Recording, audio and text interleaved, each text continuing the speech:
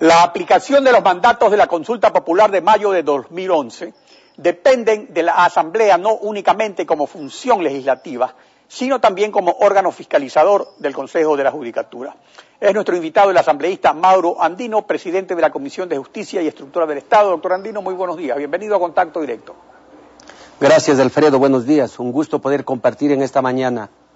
Igualmente. Doctor Andino, para empezar, recordemos lo que se ofreció al pueblo soberano para que apoye la metida de mano de la justicia. Veamos.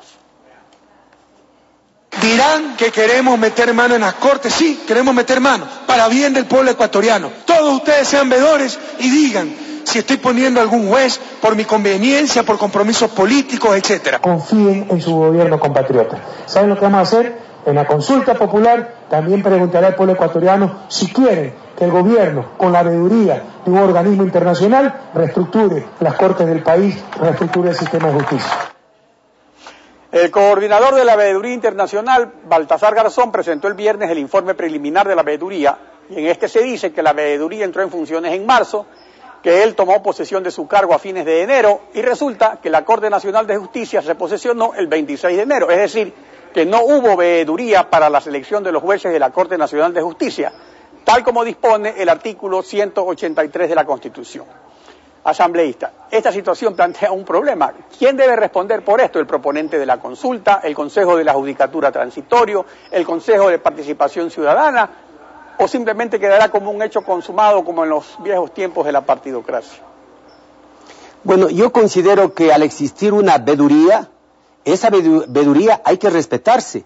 Si a través de la misma se ha determinado o se determinan presunciones de una mala designación o en la elección de los jueces, porque a lo mejor se favoreció a unos o se perjudicó a otros, yo considero que eso no debería quedar allí. Por el contrario, se debe transparentar y clarificar esos hechos. Más aún cuando el Consejo de la Judicatura, como órgano de gobierno, administración, control y disciplina de la función judicial, como manda la Constitución y el Código Orgánico de la Función Judicial, tiene plenas facultades realmente para indagar y ver qué es lo que ha ocurrido. Por ello, por el bien de la Administración de Justicia, por el bien del país, no debe quedar la menor duda en la designación de quienes están al frente de esta importante función del Estado, que es la función judicial. Claro, sino que hay un problema, doctor Andino. El problema es que la veeduría de un proceso electoral se realiza simultáneamente con el proceso. Entonces, justamente, al terminar el proceso, la veeduría hace sus observaciones, por eso también hay la impugnación ciudadana. Pero si ya se posesionaron en enero y van a presentar el informe en diciembre, es como que si realmente no ha habido ninguna veeduría, pues. Obviamente que es un tanto tardía, hablemos así, el informe, porque ese informe debía haber sido puesto a consideración mucho antes, con la finalidad de que cada una de las partes que podrían haber sido afectadas o se sienten afectadas, hagan uso de su legítimo derecho a la defensa. Pero reitero, si es que hay mérito para que se indague la designación de tal o cual juez, pues yo no descarto que se lo haga y de esa manera se transparente totalmente este proceso. Bueno, pasemos al tema legislativo en el cual usted tiene una intervención protagonista, pues tiene a su cargo dos importantes proyectos de ley. Para aplicar la criminalización del enriquecimiento privado indebido, la no afiliación al IES y la correcta aplicación de la detención preventiva, el presidente Correa presentó en octubre, hace 7 meses, un proyecto de Código Penal integral. ¿En qué estado se halla ese trámite? ¿Cómo va ese proyecto? Bueno, este es un proyecto importantísimo, innovador, es una iniciativa del Ejecutivo. Se remitió más de 1083 artículos, de lo cual hemos ido adecuándolo de acuerdo a lo que manda la Carta Fundamental, como también tratados internacionales. Hemos sacado todo lo que tiene que ver con niños, niñas o adolescentes, porque consideramos que aplicando lo que dice tanto la Constitución como una serie de tratados y documentos internacionales, esto debe seguir siendo parte del Código de la Niñez y Adolescencia. Ya en cuanto al articulado y al desarrollo mismo, Alfredo, debo participarle que tenemos aproximadamente 900 artículos que vienen siendo debatidos al interior de la comisión. Hemos realizado una serie de foros, de conferencias, de coloquios, hemos recibido en Comisión General con la participación activa del sector justicia. Por ejemplo, el fiscal general ha sido un gran aporte, el defensor público, la procuraduría, académicos, abogados en el libre ejercicio, y hoy estamos ya en la recta final para presentar el informe para primer debate. Yo aspiro que, si el tiempo nos permite, en este mes podríamos estar ya presentando el informe para primer debate al Pleno de la Asamblea, o máximo hasta el próximo mes, en donde están recogidas precisamente algunos temas de la consulta popular. Por ejemplo, lo que tiene que ver a la no afiliación al Seguro Social, o lo que tiene que ver al enriquecimiento privado no justificado. Y sobre este tema, recuerde que en la consulta no se planteó adecuadamente. Es por ello que nosotros, en el desarrollo, lo que hemos determinado es un enriquecimiento ilícito privado, porque tal como estaba en la pregunta, eso no era procedente. Asimismo, lo que tiene que ver, pero por eso ejemplo, podría traer con los problemas, casinos. Según estaba leyendo en un periódico, sino que según el presidente lo que dicen los periódicos vale cuando a él le conviene o cuando no le conviene, pero el Universo hoy día, en un reportaje muy extenso, habla justamente de los avances, de las cosas que se están incorporando. Este es el proyecto legal más grande que ha habido en la historia del país, pues son casi 1000 artículos. Entonces no es una cosa que se hace de la noche a la mañana, pero ya está anunciando también que se haría el veto si es que no se plantean las cosas tal como él inicialmente las propuso. Mire, nosotros tenemos toda la facultad y todo el derecho, legítimo derecho, como asambleístas, para desarrollar lo que tiene que ver con el Código Penal Integral. Si lástima al presidente, al compañero presidente, a lo mejor no le agrada algún tema, pues bueno, él tiene la facultad de vetar, pero esperemos que también se respete el trabajo que nosotros hacemos. ¿Por qué? Que ustedes Porque hagan respetar su trabajo, porque ustedes realmente sí trabajan, pero resulta que luego hacen una ley y les mandan un veto de 100, de 200 páginas. Y se esperemos que trabajo.